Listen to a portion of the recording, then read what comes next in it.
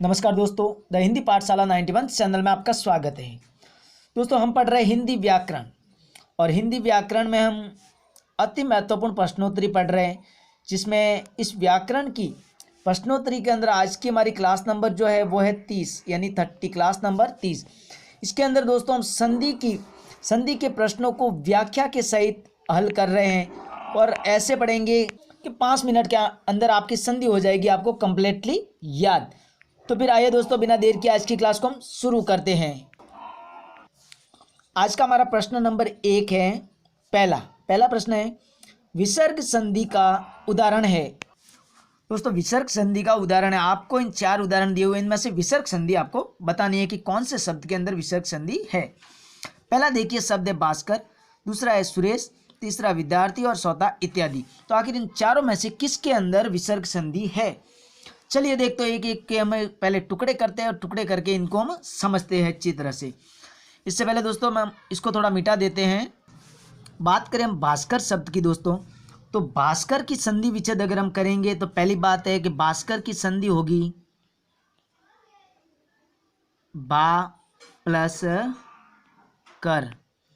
दोस्तों, इसी के अंदर है संधि विच्छेद। अब क्यों है तो देखिए, इसको हम समझते हैं। बात करें कि संधि का एक नियम है कि अ है विसर्ग से पहले या फिर विसर्ग से पहले है आ। क्या है? आ। और उसके बाद में अगर कोई वर्ण आ जाए क या फिर प आ जाए तो क्या होगा? जो विसर्ग है, ये जो विसर्ग है, ठीक है, इस विसर्ग के स्थान पर क्या हो जाएगा?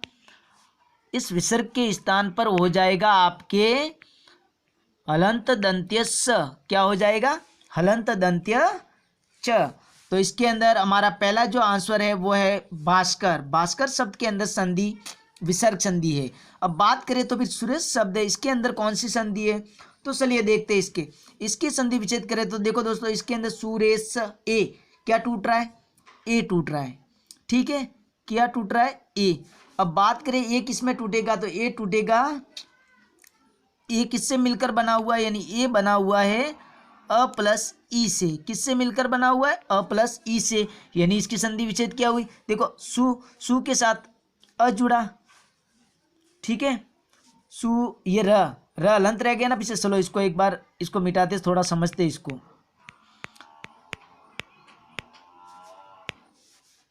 सुरेश जो शब्द है इसकी संधि विच्छेद होगी, देखो दोस्तों, ऐसे होगी, सु प्लस अलंत र के बाद में ये है ए। क्या है? ए प्लस स। ठीक है, अब क्या करना है हमें? ये ए जो है इसको तोड़ना है। यानी ए टूटेगा 2 वर्णों में। कौन कौन से वर्ण? अ और ई। अ और ई। अब देखो, अ जो है कई प्रकार से टूटता है ये, यानी अ या फिर आ के अंदर जब ई या फिर ई मिलेगी तो क्या बनेगा? ए। यानी अ में ई मिले चाहे दीर्घ ई मिले तो भी ए बनेगा, आ में लघु ई या दीर्घ मिले तो भी क्या बनेगा? ए बनेगा। ठीक है, तो ये ए की मात्रा थी ना सुरेश के अंदर, यानी ये तोड़ दिया हमने। तो देखो, अ को हमने क्या कर दिया, ये जो था सु, इस हलंत र के साथ अ लिया तो र हो गया पूरा, यानी सुर प्लस ए को तो हमने तोड़ दिया तो पीछे क्या रही? ई। तो क्या हो गया? सुर प्लस इस, यानी सुरेश। ठीक है दोस्तों, अब इसी प्रकार से देखिए हम विद्यार्थी को समझते हैं। ठीक है दोस्तों, विद्यार्थी शब्द को समझते हैं। शब्द था हमारा विद्यार्थी। क्या था? विद्यार्थी। अब विद्यार्थी के अंदर अगर विद्यार्थी शब्द का टुकड़ा करें तो इसके अंदर देखो दोस्तों, एक है वी के बाद में द अलंत, ठीक है, फिर क्या है? या, ठीक है, फिर है ये र लगी हुई थी। अब या के अंदर है आ। क्या है? आ। ठीक है, अब या से आ निकाल दिया तो ये तो पीछे क्या रह गया? यानी इसके पीछे रह गया यह। ठीक, तो ये तो बन गया दोस्तों आपका, चलो ये थोड़ा नीचे लिखते हैं, ये बन गया वी और अलंत और यह, तो ये हो गया विद्या। ठीक है, अब यह की जगह या भी तो हो सकता है, तो ये हो गया विद्या, यानी यह या। ठीक है, और पीछे क्या रहा? अ या आ कोई भी हो सकता है, तो आ तोड़ दिया तो आ। चलो इसको थोड़ा और तरीके से अच्छी तरह से समझते हैं। हम तोड़ रहे हैं आ को, ठीक है। ये पीछे ये द ऐसे लिखते हैं, अलंत वी प्लस अलंत द प्लस अलंत य। इसके बाद में है अ प्लस आ के दो टुकड़े हो गए, पीछे रहा थी। अब इसको हम जोड़ेंगे तो देखो दोस्तों, वी द और ये जुड़ा तो विद्य, ठीक है, प्लस में अ जुड़ा तो विद्या, और एक ये रहा तो ये क्या हो गया, अर्थी। क्या बन गया दोस्तों, विद्या प्लस अर्थी। और बात करें संधि की, तो इसके अंदर संधि जो है वो है दोस्तों आपके दीर्घ स्वर संधि। कौन सी संधि है, दीर्घ स्वर संधि, ठीक है। इसी प्रकार से एक और उदाहरण दिया हुआ था, देखिए ये क्या है, इत्यादि। अब इत्यादि को भी समझते हैं हम टुकड़े करके। अगला शब्द जो है वो है इत्यादि। अब बात करें दोस्तों इत्यादि की, तो इत्यादि के हम अगर टुकड़े करेंगे तो देखो इसके अंदर भी हमें या में क्या है, आ है, क्या है, आ। तो आ को निकाल दिया हमने बाहर, पीछे क्या रहा, ई प्लस अलंत प्लस, चलिए दोस्तों इसमें आ नहीं टूटेगा, इसमें टूट रहा है यह, क्या टूट रहा है, यह, यानी यहां पर दिया हुआ है या, ठीक है। अब पीछे रहा इत, इसके अलावा भी यह को तोड़ दिया तो ई, कौन सी ध्वनि आ रही, ई, यानी ई अब ये जो है, यानी क्या कहने का मतलब, ये जब बनता है ना तो इसको ऐसे भी बन सकता है ई, या फिर दीर्घ ई भी हो सकती है, उसके साथ अ, या फिर अ या आ भी हो सकता है, ठीक है। लेकिन बनेगा क्या, यह, या फिर क्या बन सकता है, या। तो अब देखिए दोस्तों, यहाँ पर ये हो गई ई, और ई इसके साथ आ गई तो लघु ई, इति। अब यहाँ ई की जगह क्या है, आ है, इत्यादि, क्योंकि अ या य या कोई भी बन सकता ना, तो ये हो गया इति प्लस आदि। बात करें इसके अंदर संधि की, तो इसमें दोस्तों संधि है आपके यण स्वर संधि। कौन सी संधि है, यण स्वर संधि। अब इसी प्रकार से आगे चलते हैं अगले प्रश्न पे। अगला दोस्तों हमारा प्रश्न है, प्रश्न नंबर हम देखें तो प्रश्न नंबर है हमारा 2, और प्रश्न नंबर 2 है दीर्घ स्वर संधि का उदाहरण है। यानी अब आपको दीर्घ स्वर संधि का उदाहरण बताना है। इन चारों में से दीर्घ स्वर संधि का उदाहरण कौन सा है। पहला है नरेंद्र, दूसरा एक एक, पृथ्वी या नयन। इन चारों में से कौन सा है दीर्घ स्वर संधि का उदाहरण। पहले देखते हैं नरेंद्र। दोस्तों बात करें नरेंद्र की, तो नरेंद्र शब्द का संधि विच्छेद है नर प्लस इंद्र। क्या है, नर प्लस इंद्र। तो इसके अंदर तो दोस्तों कौन सी संधि हुई, यानी ए टूट रहा है। हमने अगले प्रश्न में समझा दिया ए को कैसे तोड़ते। तो ये है दोस्तों आपके गुण संधि, यानी आप गुण स्वर संधि है ये, ठीक है। इसी प्रकार से दूसरी बात करें तो एक एक, एक एक की संधि विच्छेद करेंगे तो होगा एक प्लस एक। तो ये है दोस्तों आपके वृद्धि संधि। कौन सी संधि है, वृद्धि। चलो थोड़ा ठीक लिखते हैं इसको, वृद्धि संधि, ठीक है। इसके अलावा अगला जो है पृथ्वी। बात करें पृथ्वी की, तो पृथ्वी के अंदर दोस्तों, पृथ्वी के अंदर जो है आपके है वृद्धि संधि, सॉरी दीर्घ स्वर संधि। अब कैसे है तो देखिए, यहाँ पर ई है, क्या है, ई। हम इसको अच्छी तरह से तोड़ के समझते। पहले ये शब्द लिखा हमने पृथ्वी, ठीक है। इस वी ई है, क्या है, ई। यहाँ पर दीर्घ ई है, और हमने दीर्घ ई निकाल दी बाहर। और दीर्घ ई के जब टुकड़े करें तो क्या बनता है, यानी ई ओ साय दीर्घ ई प्लस में लघु ई या दीर्घ ई, लेकिन बनेगी क्या, दीर्घ ई ही बनेगी। तो ये देखिए शब्द है पर्थ, ठीक है। यहाँ पर एक नया पेज लेके हम इसको समझते हैं। क्या शब्द था, पृथ्वी। अब देखो इनके टुकड़े किए हमने, थ, ठीक है, प्लस वी यानी अलंत व, प्लस दीर्घ ई है और च। अब वह थ के साथ आ गया, ठीक है। और ये ई जो है, अब यहाँ दीर्घ ई थी, ठीक है दोस्तों। अब देखिए थ में व जुड़ा तो ये क्या हो गया, थ तो हलंत ही रहेगा, ऐसा कैसा।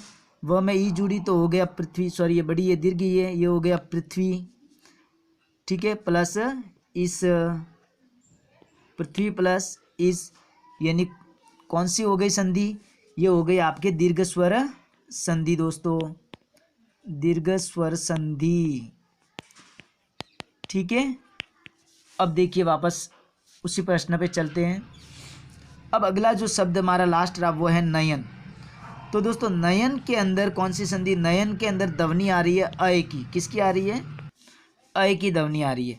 यहाँ पर हम नयन के टुकड़े करते हैं दोस्तों, ठीक है। चलो इसके लिए भी नया ही पेज ले लेते हैं। शब्द है हमारा नयन, ठीक है। अय, अय की ध्वनि आ रही है, किसकी ध्वनि आ रही है, अय। और अय जो है बना हुआ है आपके किससे, ए प्लस अ से, ए प्लस अ से बना हुआ है। तो अब देखिए दोस्तों जब न के अंदर ए जुड़ा, यानी न में ए जुड़ा तो हो गया न प्लस ए, ठीक है। प्लस ये पीछे क्या रहा, न था, ये यहाँ पर भी रहेगा पीछे हलंत न।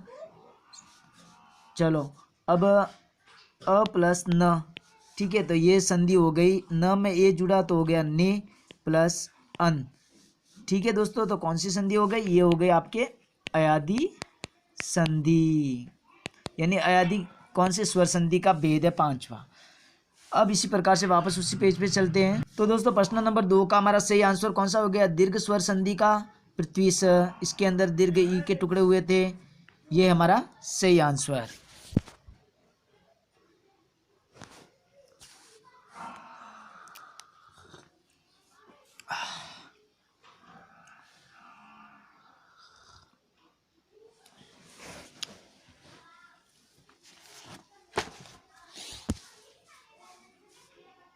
अब दोस्तों अगले प्रश्न पे चलते हैं। प्रश्न नंबर 3, प्रश्न नंबर 3 जो है हमारा वो है, देखिए शब्द है गंगेश्वर। क्या है, गंगेश्वर शब्द में संधि बतानी है आप। कौन सा शब्द है, गंगेश्वर। चलिए पहले इस गंगेश्वर को हम समझते हैं कि इसके अंदर संधि कौन सी है, ठीक है दोस्तों। अब इसका हम विश्लेषण करके इसको समझते हैं। देखिए दोस्तों गंगेश्वर के अंदर ध्वनि आ रही है ए की, किसकी ध्वनि आ रही है, ए की ध्वनि आ रही है। ए की मात्रा है, अगर डबल मात्रा होती तो आई की ध्वनि होती है, ए की ध्वनि है।